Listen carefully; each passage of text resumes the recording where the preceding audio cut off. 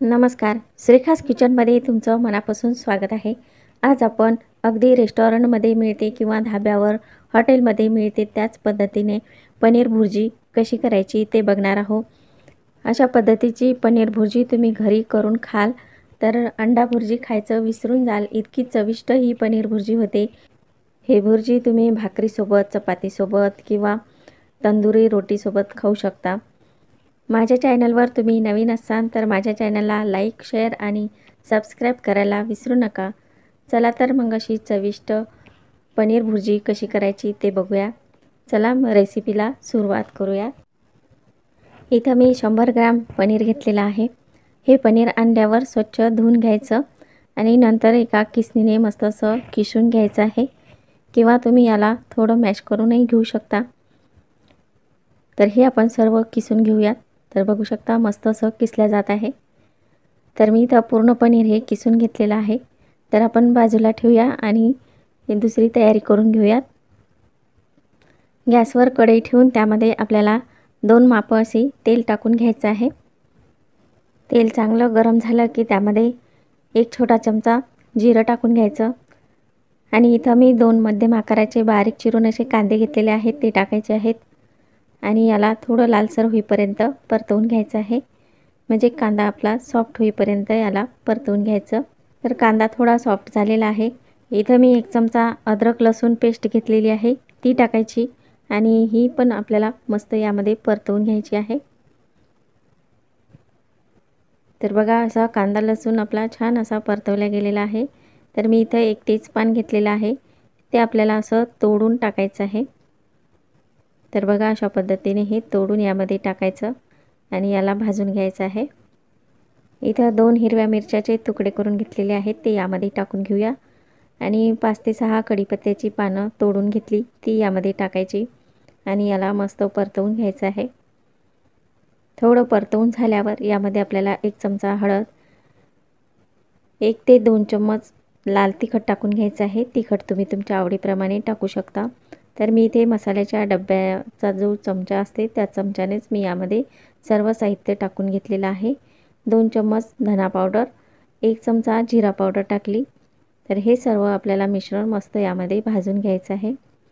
सर्व मिश्रण आपलं छान परतून झालं की त्यामध्ये टमाटे टाकायचे आहेत. तर मी इथं 2 मोठे टमाटर बारीक कट करून घेतलेले आहेत, ते यामध्ये टाकून मस्त असे सॉफ्ट होईपर्यंत आपल्याला परतवून घ्यायचे. यावर थोडं मीठ टाकायचं म्हणजे ते लवकर नरम पडतात. हे सर्व मिश्रण छान असं मऊ झालेलं आहे. तर बघा अगदी नरम पडलेलं आहे टमाटर आणि यामध्ये आपल्याला थोडं पाणी टाकून घ्यायचं आहे. इथं मी बादलीभर पाणी घेतलेलं आहे. साधारण हे 1 वाटी पाणी आहे. तर हे पाणी टाकून आपल्याला हे यामध्ये शिजवून घ्यायचं आहे. तर हा सर्व मसाला मस्त 2 मिनिटासाठी शिजवून घेणार आहोत. तर बघू शकता हा मसाला मस्त शिजला गेलेला आहे आणि यामध्ये मी इथं 1 चम्मच असं बटर घेतलेलं आहे. यामध्ये हे बटर टाकून घ्यायचं. याने आपल्या या भुर्जीला चव खूप छान येते. तुमच्याकडे बटर नसेल तर तुम्ही नाही टाकलं तरी चालू शकतं. यामध्ये तुम्हाला शिमला मिरची टाकायची असतील तर तुम्ही टाकू शकता. त्याने पण आपली ही भुर्जी खूप छान चविष्ट लागते. आणि यामध्ये आपल्याला कोथिंबीर टाकून घ्यायची आहे. तर मस्त ही कोथिंबीर टाकून हे सर्व मिक्स करून घ्यायचं आणि लगेचच आपल्याला यामध्ये पनीर टाकून घ्यायचं आहे आणि मिक्स करून घेऊया. तुम्हाला हे पनीर भुर्जी पातळ हवी असल्यास तुम्ही यामध्ये आणखी थोडंसं पाणी टाकून घेऊ शकता किंवा टमाटर आपण यामध्ये टाकलं तर त्याची ग्रेव्ही बनवून तुम्ही यामध्ये टाकू शकता. त्यामुळे हे मस्त असं पनीर भुर्जी पातळ पण होऊ शकते. हे आणखी 2 मिनिटासाठी मस्त असं वाफवून घ्यायचं आहे. तर बघू शकता यावर छान असं तेल सुटलेलं आहे आणि छान अशी आपली ही पनीर भुर्जी तयार झालेली आहे. यावर आणखी थोडीशी आपण कोथिंबीर टाकून घेऊयात. तर भरपूर अशी कोथिंबीर टाकून मस्त ही पनीर भुर्जी आपली तयार झालेली आहे. अशी ही चविष्ट पनीर भुर्जी तुम्ही मुलांच्या टिफिनमध्ये देऊ शकता किंवा ऑफिसच्या टिफिनमध्ये देऊ शकता. तर बघा अगदी झटपट आपली ही पनीर भुर्जी छान अशी तयार झालेली आहे आणि खायला पण खूप चविष्ट झालेली आहे. अशी पनीर भुर्जी घरच्या घरी तुम्ही करून मस्त खाऊ शकता. यावर आपण थोडं सजावटीसाठी पनीर टाकून घेऊयात इथं मी थोडं पनीर आधीच काढून ठेवलेलं होतं, ते यावर सजवून घेऊया।